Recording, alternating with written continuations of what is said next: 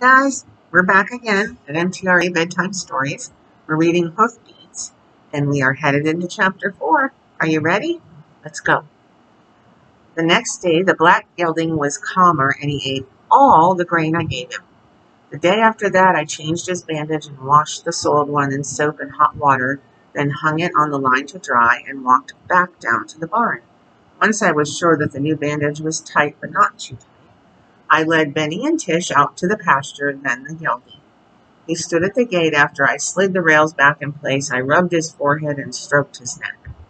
"You're a good, sweet horse," I told him, "and it'll break my heart, but someone will come looking for you soon." He shook his mane like he had understood, but was disagreeing with me. That made me laugh a little, but I had meant what I said. A horse this good would be important to whoever owned him. Someone would come. I only wished it would take a few weeks, not a few days. This might very well be as close as I would ever come to having a horse of my own, and I never wanted it to end.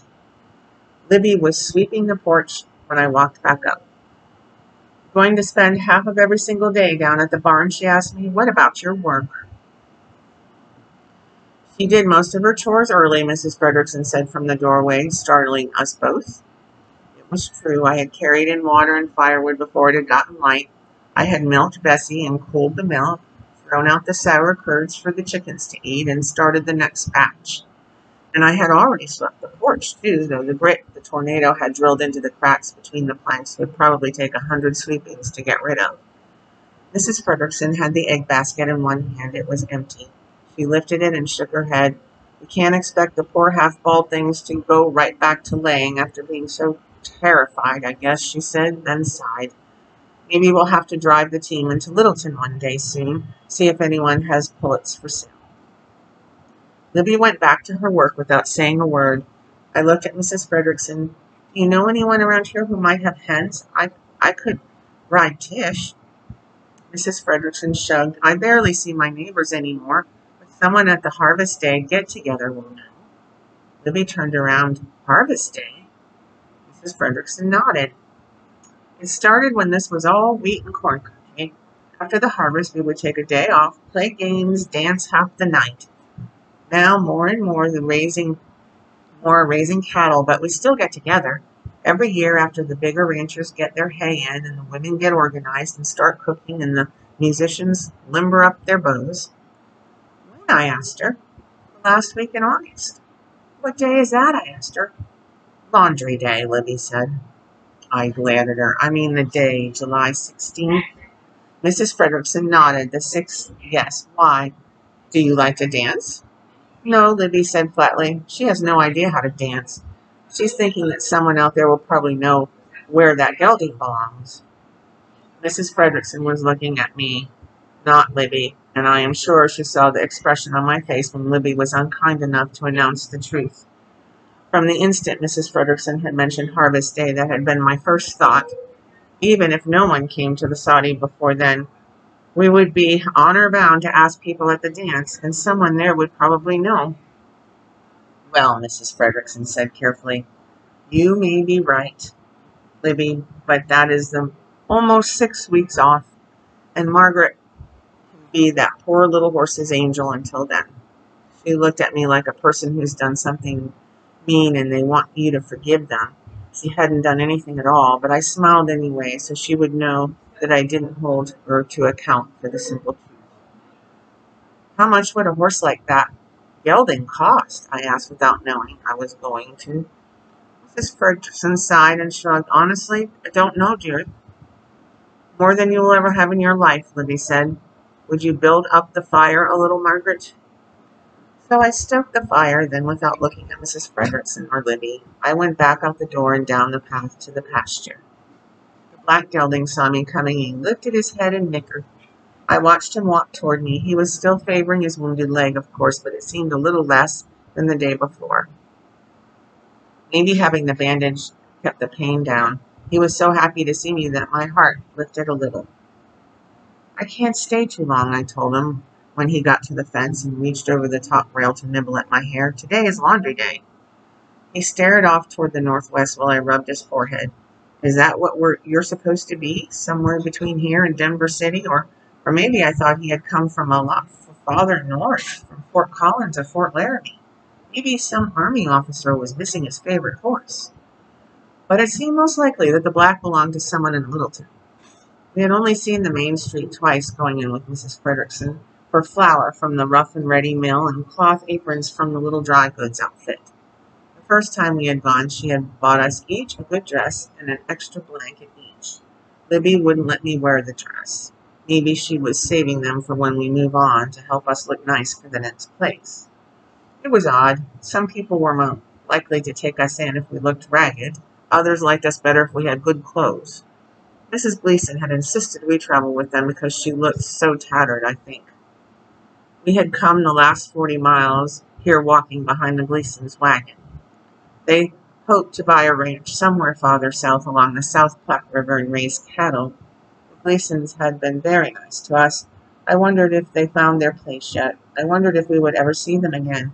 They had 2 sons, cute, mischievous boys, and I know Mrs. Gleason would have tried to get us to stay with them. But Libby wasn't stupid. Not ever. She had waited until we were seeing more farms, more little sod houses, and some bigger planked ones each day before she had decided we had to go off on our own again. She said that the Gleasons would expect dawn-to-dusk hard work out of us if they were going to be building a homestead, and they would likely tell us to move on once most of the hard work was done. Maybe she was right, but we would never know. Libby made the decision, and we had left when everyone else was asleep, at the height of a full moon, like we always did, trudging along under the stars. We wound up in Denver City for a while, once we moved on, I was sure. Libby liked living in towns. I didn't. I liked farm work much better than sweeping sidewalks and begging shopkeepers to trade us food for stacking cartons or putting buttons in boxes or whatever tedious tasks they had. I sighed. If we ended up in Denver City, Libby was right about not being able to take care of a horse. But if we stayed here with Mrs. Frederickson, she was wrong. That thought made me catch my breath for an instant. If no one came to claim the gelding, and if I could convince Libby to stay here, and if Mrs. Frederickson wouldn't mind, I knew that was too many ifs, but it made me smile. I liked Mrs. Frederickson more all the time, and if the beautiful black gelding could really be mine. I reined in my thoughts and marched back up the path. The only way Libby would consider staying was if nothing went wrong. So I got to work. I did every single ding-dang chore I could think of and then nearly broke my back at the washboard. I strung up the second clothesline rope and carried the basket of wet bed linens out. I noticed Libby glancing at me, but I refused to look back. I didn't go down to the barn again until evening to bring the horse in and feed and milk. I changed the black gelding's bandage, too. I stayed in his stall and just stood with him for a long while once I finished, letting him nibble at my hair. He seemed so happy to have company, so grateful for kind attention. I knew the tornado had terrified him. He had been hurt, lost, and scared when I found him, but he hadn't trusted me at first, and that made me wonder if he was used to kindness or if he'd been expecting something else. I wish I could talk. I wish you could talk, I told him as I forced myself to open his stall gate and go out. He winkered at me. I knew he couldn't really understand me, but it was remarkable how often he seemed like he did. The next day I worked so hard that I was done with almost everything by noon. Then I helped Mrs. Frederickson look for her ladder so we could fix the roof. She had been right. The tornado had picked it up and carried it off. In the end, Libby helped, and we all 3 walked a mile or 2 apiece back and forth across the grass, looking until it got dark. The ladder was gone all the way to who knows where. A few days later, over our evening plate of beans and rice, Mrs. Frederickson decided that we would look no more. We would make another ladder. That meant we would have to find 3 slim, straight sapling trees, probably pines of one kind or another. She had more of the rawhide saved from the last steer she had raised, already cut into inch-wide strips. She filled a bucket and soaked a dozen or so. All of that took less than 5 minutes. It was the wood that was hard to find. We could have cut limbs from her elm trees, but they weren't all that big yet, and she hated to set them back. So Mrs. Frederickson and I went all the way to South Platte River to find saplings. Driving Tish and Ben on the wagon road for 5 or 6 miles, we passed 3 farms, one pretty place with trees planted along the fence lines. Then we cut across the prairie grass at a slow clip-clop walk, veering around the clumps of buffalo grass. Once we were close to the river, we heard a long whistle, and Mrs. Frederickson reined in so we could watch the Colorado and Southern train go past on the other side of the river. "Statehood is coming soon," Mrs. Frederickson said as we stared at the huge engine chugging along, clouds of smoke billowing out of its smokestack. Pauline said people are coming into Denver all the time now. Even Littleton is growing, and not just gold miners who decided to stay after they went busy. People are coming here to live. I glanced at her and saw that her eyes were teary. Was she thinking about her husband or her sons not being here to see the Colorado Territory become a state? I envied her in a strange way. I knew I should feel sad about my parents, but when I tried to, there wasn't anything inside me but an empty place. I envied Libby too. At least she could miss them. All I could do was wonder what it was like to have parents, wonder what mine had been like, wonder if they would ever know. Mrs. Frederickson reached out and took my hand and squeezed it, like she had understood my thoughts. Then she clucked at Benny and Tish, and we went on. Mrs. Frederickson had a hatchet, and like most of the farm women I had known in my life, she was handy with it. Chopping down 3 saplings took very little time. It took us longer to clean off the branches and figure out how to lay them across the wagon bed so the ends wouldn't drag on the ground. Longest of all was getting there and back. The prairie looks flat, but it isn't. There are clumps of tangled grass and grass-covered rocks for the big wooden wagon wheels to go over, and there are prairie dog and gopher burrows that collapse under the weight of a wagon. It was just plain painful, the wagon falling and rising, jolting along. And the driver's bench was a bare birch plank. My backside was aching by the time we got home. The next day, Libby took kitchen duty as usual. She was the best cook out of the 3 of us, Mrs. Frederickson said, and it was her preference anyway. I milked, fed the horses and Bessie, and carried the milk to the house. I strained the whey out of the next batch of curds, and Libby was pouring it into her bread batter as I went back out. Then I helped Mrs. Frederickson and learned how to make a ladder. She wrapped the rawhide strips in tight figure eights to hold the cross pieces to the vertical rails. Then she looked up. "Watch," she said, then pulled the ends of the soaked rawhide back beneath itself with a little metal hook she had made from a bucket pail. I nodded. It was clever. The rawhide would shrink as it dried, so the loose ends would be held fast. She made sure the ladder rungs were level. They then leaned it against the house to let the rawhide dry.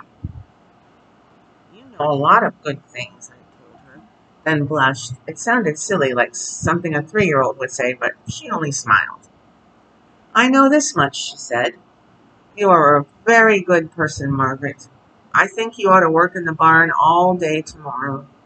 As soon as the chores are finished, you could walk the gelding around and get him a little exercise.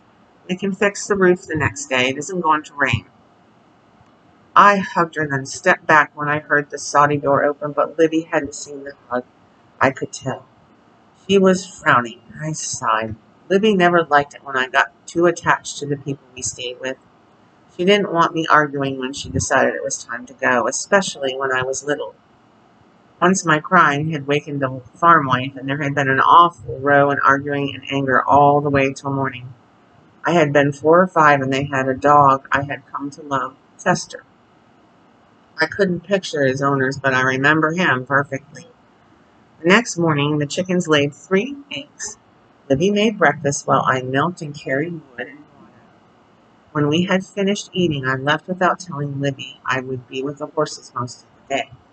She wouldn't miss me for a few hours anyway. She was used to me being gone that long to get my chores done. It was a glorious morning. The sun was warm, and the air was soft and sweet. I went into the barn and changed the gelding's bandage, then walked the horses out to the pasture one by one.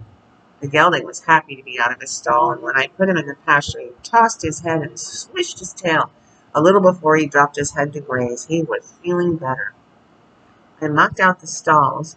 It was one of the chores that hurt Mrs. Frederick's back, so I felt good keeping her from having to do it. And I liked being in the barn with Tish and Benny from the start, long before I found the gelding. Now I was happier here than anywhere else, and today, as soon as I got the chores done, I would get to take the gelding for a walk. As I rolled the wooden barrow back and forth to the awful heap, Bessie ate her grain. When she was finished, she bawled at me, and I pushed her against her stall gate. She knew where the horses had gone, and she was reminding me that she has a right to graze too. I slipped a leather lead around her neck and walked her out. Or really, she walked me. She knew the way perfectly well and was in a hurry to get there. The black gelding was at the far end of the pasture. When I slid the rails back so Bessie could go in, he noticed me, lifted his head, and whickered. Then he walked toward me. He was still favoring his leg, but it seemed a little bit better. He held his head high and arched his tail, and he looked like no other horse I had ever seen in my life. If I laid one hand flat on his shoulder, looking at the bandage, it was clean. The cut had stopped seeping. "Know who he looks like?" I heard Mrs. Frederickson call. I looked up to see her smiling at me, walking down the path. She had a lovely expression on her face, and I could tell what a beauty she had been as a girl. "Who does he look like?" I called back. "A man I once loved," she said when she got closer, "years before I met my William." I could see sadness in her eyes. Flynn was the handsome Irishman who ever lived, so far as I know. He loved to sing, to make people happy, but he went off to the war and he never came back to me. She stopped by the railing. I didn't ask her what war or if he intended to marry her or anything else because I hate it when people ask me about my parents. I turned to the gelding as Mrs. Frederickson came close to pat his forehead. "Mr. Flynn, is that who you look like?" I asked, shaking my finger at him. The gelding tossed his mane and his neck arched. Mrs. Frederickson laughed softly, and I glanced at her. "See that? He's flattered as well as he should be." Patrick Flynn was wonderful. The world is poorer without him. She reached over the top rail to pat the gelding again. He backed away, then hesitated, turning to look at me like a child would asking permission. I nudged him forward. He takes your advice," she said, rubbing his forehead. Then she looked at me. "He knows a good heart when he meets one." I blushed. Sometimes the things she said made me feel wonderful in a way I couldn't ever remember feeling in my whole life. I knew that Libby didn't trust anyone ever except me, and knew that Mrs. Frederickson wasn't family to us, but she was kind and honest, and I was almost certain she would never do anything to hurt me or Libby. She wouldn't. I felt it in my heart. Well, that ends our chapter 4. Everybody get tucked in and have a good night's sleep. Stay safe. Always be kind. And I'll see you tomorrow for chapter 5.